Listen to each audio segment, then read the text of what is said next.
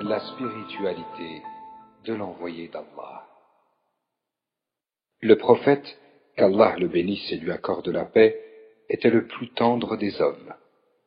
Aïcha, que Dieu soit satisfait d'elle, disait à son sujet: Nul n'a de plus belle moralité que le prophète.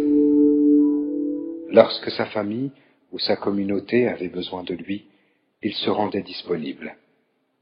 Allah dit au sujet de son exceptionnelle moralité: et tu es certes d'une moralité éminente.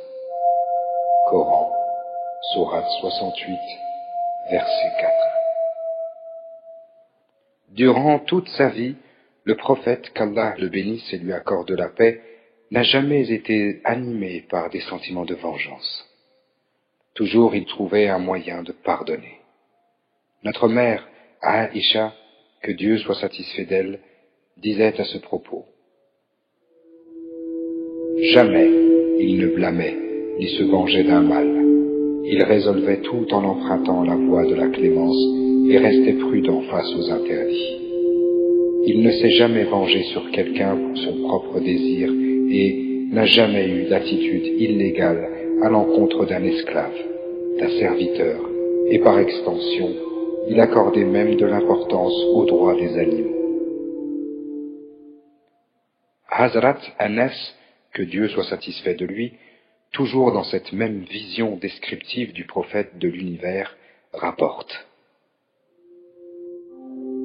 Je n'ai jamais touché de soie ou de satin aussi doux que les mains du prophète. De plus, je n'ai jamais respiré d'odeur plus exquise que la fragrance qui lui parvenait. Je l'ai servi pendant 10 ans, et pas une fois il ne m'a demandé de me justifier au sujet d'un travail mal fait.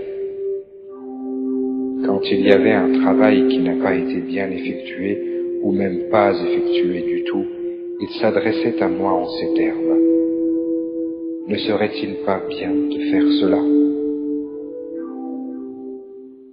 Un compagnon le loua en ces termes: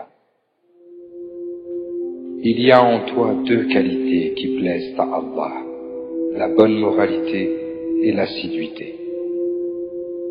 Une fois, dans la mosquée du prophète, Mesjid al-Nabawi, une petite ablution d'un bédouin fut invalidée. Les compagnons, suite à cela, commencèrent à le semoncer. C'est ainsi que le prophète, suite à cela, réagit et dit: Laissez cet homme dans cet état et versez de l'eau à l'endroit où son ablution a été invalidée. Votre rôle est d'indiquer la facilité et non de compliquer les choses. Par la suite, ils donnèrent à l'homme l'explication sur l'importance de la bonne conduite dans la mosquée. Anas a dit: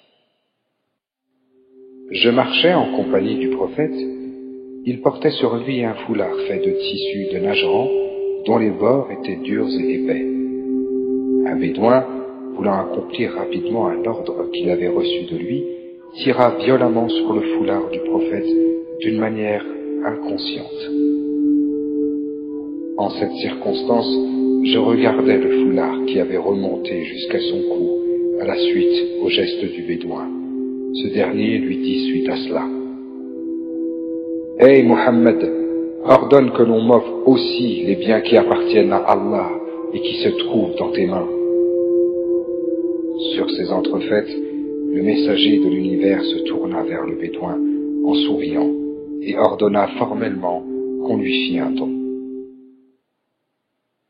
Notre Seigneur dit au sujet des comportements pédagogiques du prophète: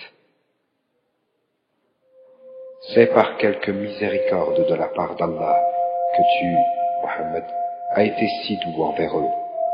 Mais si tu étais rude, au cœur dur, ils se seraient enfuis de ton entourage. Pardonne-leur donc, et implore pour eux le pardon d'Allah. Et consulte-les à propos des affaires. Puis, une fois que tu t'es décidé, confie-toi donc à Allah. Allah aime, en vérité, ceux qui lui font confiance. Coran, sourate 3, verset 159. En réalité, La lumière de sa personnalité humble et pardonnable, sa bonne moralité ainsi que sa complaisance s'imposèrent tels un flambeau aux hommes ignorants de son époque. Face à l'atrocité et à l'offense, ces derniers formèrent une hélice autour de cet homme profondément humain, non pas parce qu'il constituait une sorte de frustration à l'humanité, mais simplement à cause de sa guidée.